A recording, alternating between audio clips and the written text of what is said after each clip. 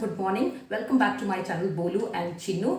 ये है part 2। Part 1 आपको यहाँ मिल जाएगा या फिर डिस्क्रिप्शन बॉक्स में भी। तो हम देखते हैं कि पाखी बिना केक कटिंग किए ही चली जाती है क्योंकि वो गुस्सा है कि उनके बर्थडे पे भी उन्हें डांटा गया, सलाह दी जा रही है और यहाँ पर बिजली चली जाती है। जैसे ही बिजली चली जाती है ना, अनुपमा केक लेके किचन में आ जाती है और उनका दिल पूरा भर आता है। इतने दिनों से जो वो खुद को संभाले हुए थी अब और नहीं संभाल पाती है। जिस दिन वनराज गए थे उस दिन भी वो इतनी बुरी तरह से नहीं रोई थी कि जितना आज रो रही है। She is just letting her heart out. उन्हें इतना दुख हुआ है इस बात का कि इतने दिनों की प्रिपरेशन जो है वो पूरी नजरअंदाज कर दी पाखी ने और पानी में चली गई वो मेहनत। समर आ जाते हैं, समर के गले रख के रोने लगती है और पूछती है कि क्या उनका प्यार कम पड़ गया, क्या पाखी को दिखाई नहीं दिया उनका प्यार।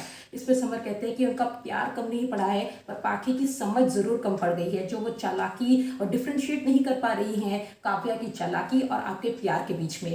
आपके प्यार की बराबरी तो कोई भी नहीं कर सकता। बहुत ही सही बात करी है उन्होंने। और यहाँ पे एक इंपॉर्टेंट मुद्दा रेज होता है, ये यंगस्टर्स जो है ये सम्मान के पीछे, मटेरियलिस्टिक चीज़ों के पीछे इतने पागल हैं, इतना भागते रहते हैं कि इन्हें असलियत और नकली वर्ल्ड में कोई फर्क ही नहीं नजर आता। Earphone, phone, makeup, set, dresses, बस यही इनके लिए इंपॉर्टेंट है। तो यहाँ पर ज़रूरत थी थोड़ा सा पाखी को पीछे हट के सोचने की कि ये करना ज़रूरी है या फिर उस माँ का जो इतने दिनों से हमें पाले हुए हैं, इतना प्यार करती हैं, इतनी मेहनत करी हमारे लिए, उनकी भावनाओं का भी ख्याल रखना चाहिए था।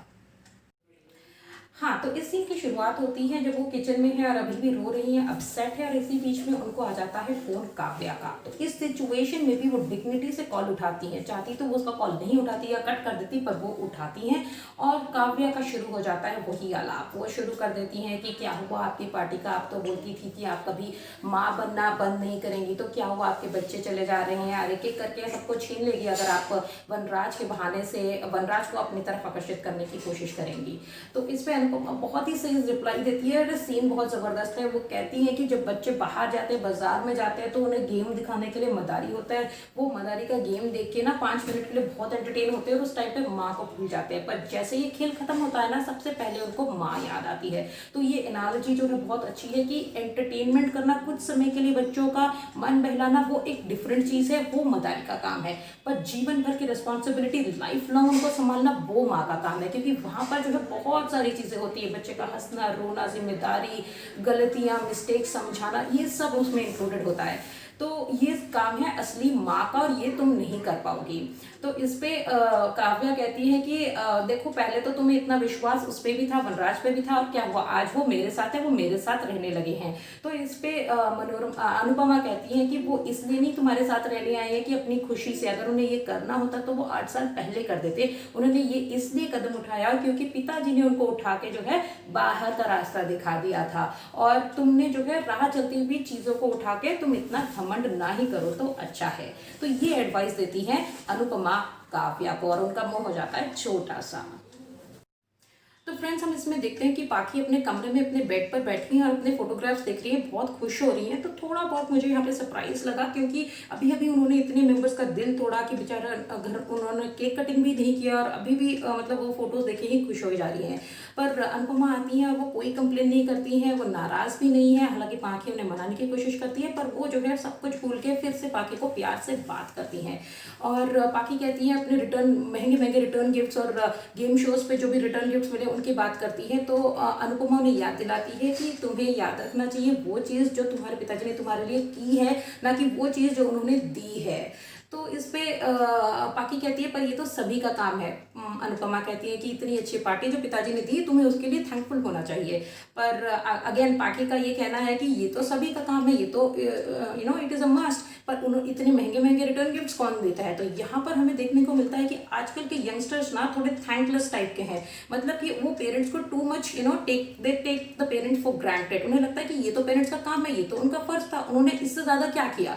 तो ये मेंटालिटी जो है ठीक नहीं है। हमें छोटी छोटी चीजों के लिए भी ग्रेटफुल रहना चाहिए और यहाँ तो उनके पेरेंट्स ने बहुत कुछ किया था पाखी के लिए। और दूसरी चीज़ है उनका जो लगाव, जो ये मटेरियलिस्टिक चीज़ों के प्रति जो लगाव है, महंगे फोन्स, ब्रांडेड कपड़े, ब्रांडेड मेकअप, इसकी तरफ जो लगाव है, इससे भी वो थोड़े अंधे होते जा रहे हैं। उन्हें समझ में नहीं आ रहा है कि असली क्या है, नकली क्या है, वो डिफ्रेंशिएट करना भूल गए हैं। तो यहाँ पर जो है एपिसोड की समाप्ति हो जाती है। प्रोमो में हम देखते हैं कि महीना नेक्स्ट महीना स्टार्ट हो गया है और महीने की स्टार्टिंग में क्या होता है, हर तरह के बिल्स आ जाते हैं, दूध का बिल, अखबार का बिल, बिजली का बिल, फ़ोन का बिल, और जो है पैसों की थोड़ी कमी हो गई है। हम देखते हैं कि सारे परिवार वाले कुछ ना कुछ अटेम्प्ट कर रहे हैं कि कैसे ये बिल जो है भरा जाए। दो भाई डिस्कस कर रहे हैं कि हम जॉब कर लेते हैं और हम मम्मी को सपोर्ट करते हैं। उधर बापू जी दिखाई देते हैं कि अपनी दवाइयों में भी कटौती कर रहे हैं कि कोई बात नहीं, थोड़ी देर कम दवाई खा लेंगे। इन सबसे परेशान होकर अनुपमा अपने हस्बैंड को फ़ोन लगाती है कि पैसों की थोड़ी कमी हो गई है। तो इस हालत में इंसान करे भी तो क्या करे, अपने हस्बैंड से भी अगर नहीं पूछेगा पैसों के लिए तो फिर किससे पूछेगा। पर इसमें जो है राखी बहन को पता नहीं कहाँ से पता चल जाती है इन्फॉर्मेशन, और ताना देने के लिए पहुंच जाती है घर में और कहती है कि मिडिल क्लास लोग जो हैं वो तो ज़रूरतों के हिसाब से अपने रिश्ते बदलते हैं, आज उन्हें पैसों की ज़रूरत है तो वो सौतन को भी सहेली बनाने से पीछे नहीं हटेंगी। तो यहाँ पर ये एपिसोड की समाप्ति हो गई है। Thank you so much for watching this far. Please keep liking the show, subscribing the show and have a great day. नमस्कार।